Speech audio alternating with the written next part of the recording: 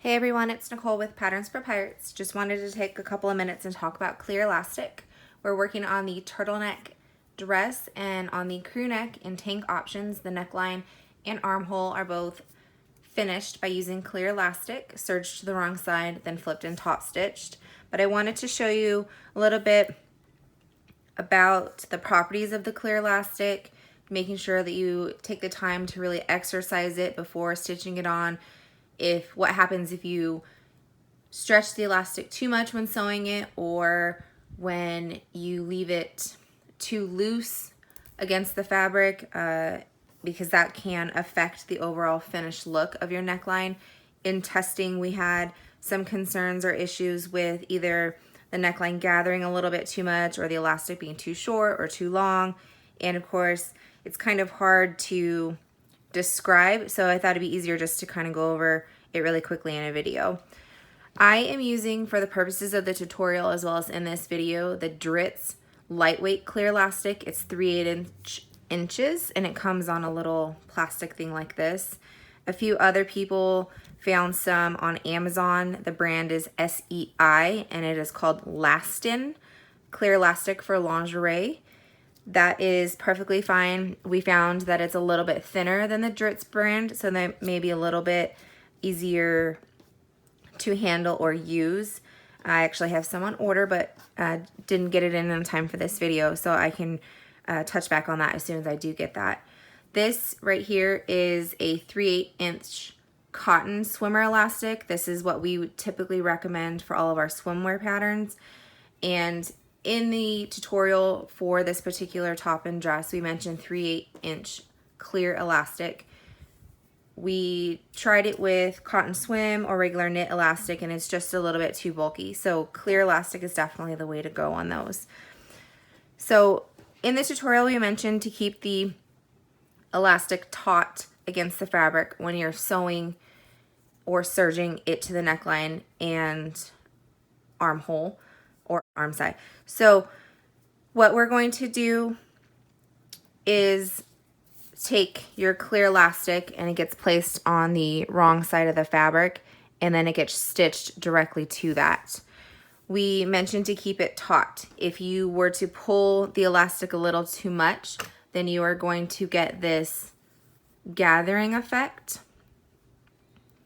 along the fabric. And this is actually a great way to gather skirts. I know a lot of people use that on the boundless pattern or even on the the boho baby doll to gather the skirt. Obviously, the tighter you pull the elastic as you're stitching it to the fabric, the more the fabric is going to gather. Now, I did this just really quickly and just pulled it ever so slightly more than just it being in the relaxed state, and you can already see how it gives it a tiny bit of gather. On a neckline, this isn't going to look very nice, so we just want to be conscious of that when you are attaching your elastic and not pulling it too tight. And then my next one is this example. I cut this clear elastic exactly to the length of my fabric, but I did not take the time to exercise the elastic prior to attaching it. So you'll see as I serged it, the elastic stretched out and is now longer than my fabric. So I end up with a gaping or a neckline that is too wide or won't sit flush, or when you go to top stitch this, will tend to pop out because there's not enough tension, I guess you could say, with the elastic against the fabric to help keep it nice and flush against the body. So then this is my last example, which I kind of went off a little bit here, but this is pulling or keeping the elastic taut against the fabric, meaning it is still a 1-to-1. I'm not pulling the elastic as I'm stitching it, and it's also been pre-stretched or pre-exercised prior to attaching it so that when I'm stitching it, it keeps it nice and equal to the fabric. So I will show you on this particular one. This is the Dritz, again, the lightweight clear elastic. This portion from my thumb to thumb has already been stretched out. And I don't know if you can tell right here, let's see, right there, where This seems a little bit wider than this side, and that's because I haven't stretched or exercised this portion of the elastic. That'll give you that elastic that ends up too long once you start stitching it, the gaping neckline, things like that. You'll see that here this is a lot stronger, a lot harder to pull, but once you exercise and stretch it out, there is more than enough stretch to be able to get that neckline over your head or your child's head. So before you go to cut your elastic measurements that are included in the chart, you will want to take a minute to stretch out, give it a good exercise before you cut those lengths so that this is really stretching out and has a lot of give to it. It has great recovery, so even though you're stretching it quite a bit, it'll bounce back to its original size, which makes it great for the neckline and arm side. Okay, so on this particular top, I've already sewn together the front and back at one shoulder seam. The rest of it is open here. We are attaching the elastic in the flat on this particular pattern because it's a little bit easier to attach to the wrong side rather in the round when both shoulders or the shoulder and the side seam are already attached. In the tutorial, we've included measurements as a guide. Now I know sometimes when we include measurements for neckbands or elastic, there can be a little bit of variance, especially with fabrics that tend to stretch out along the bias or knit just in general. So there may be some comfort in not using a measurement and just keeping it one long strip, attaching it, then cutting it and trimming it to the very end. But those measurements are there, which is calculated against the entire raw edge. So that is kind of a guide. So if you end up with a neckline, let's say that is 20 inches long, but the chart says that it should be 17, then something is off because a 3-inch difference is quite a change.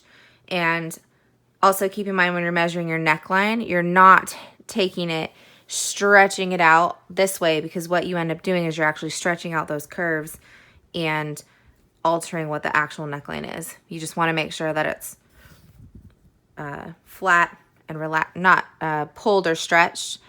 And same thing with the elastic would then be not pulled, not loose or bubbling in any way, but just nice and taut along the entire neckline. So either way you choose, you can either cut to length and then connect at each top shoulder point, and then at the center, keep in mind that your center of the neckline or arm side may not necessarily be the actual seam. So you would take these two sections here and find your center. In this particular case, it is about 1.5 inches to the front of the neckline. You will attach or pin. I usually like to use clips on clear elastic so it doesn't puncture little holes in it. Clip it, and then you're going to serge from one end to the other and then go from there. So again, you're not pulling your elastic too taut, otherwise you will start to see little gathers on your fabric. Making sure to exercise the elastic before, otherwise you'll end up with elastic that is too long.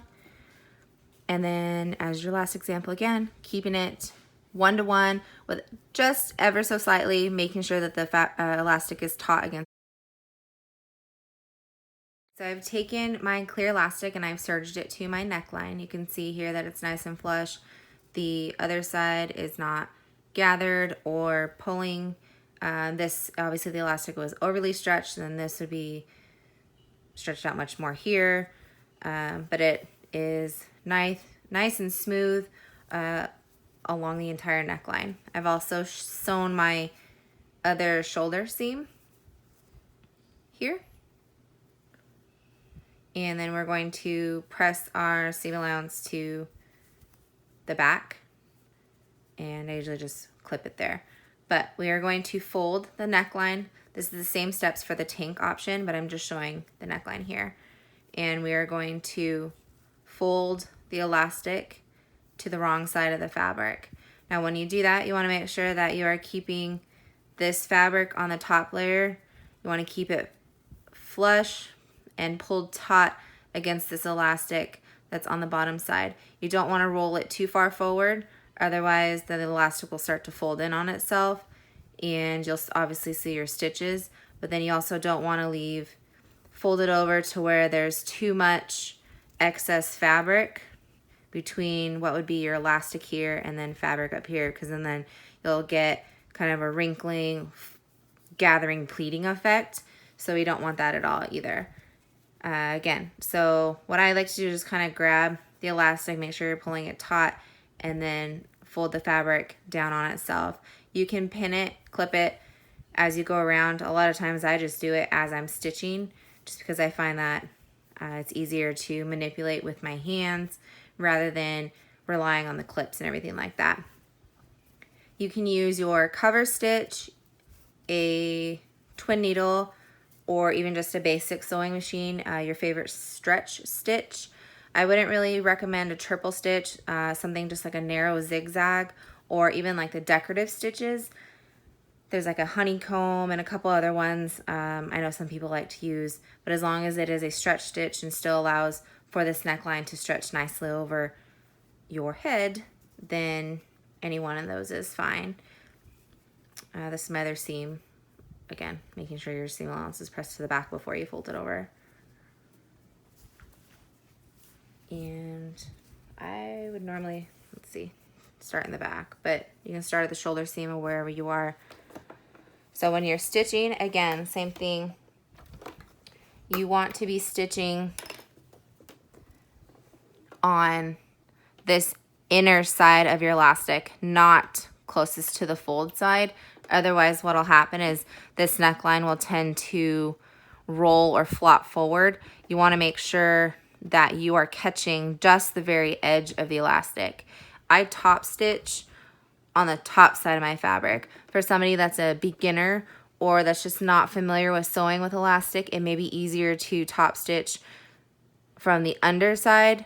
I just prefer to do it the other way, so that way my bobbin thread is actually on the underside of my stitching. But you can certainly do it the other way if you feel a little bit more comfortable. So that way you're just barely catching the edge of that elastic. Right now I'm just gonna do a narrow zigzag, and I have it set at 1.5 and with a 3 stitch length. But again, you can kind of adjust those to whatever it is that you would prefer. And your stitch width on this, or your seam allowance, so to speak, is going to be just about 3/8 inches, because again, your elastic should be that 3/8 inch width. So you can see that as you go to each, you can you want to make sure that that fabric is pulled taut, so it's not bunched up, it's not gathered. Your fabric is not stretched out per se, but it is pulled tautly and flush with that elastic.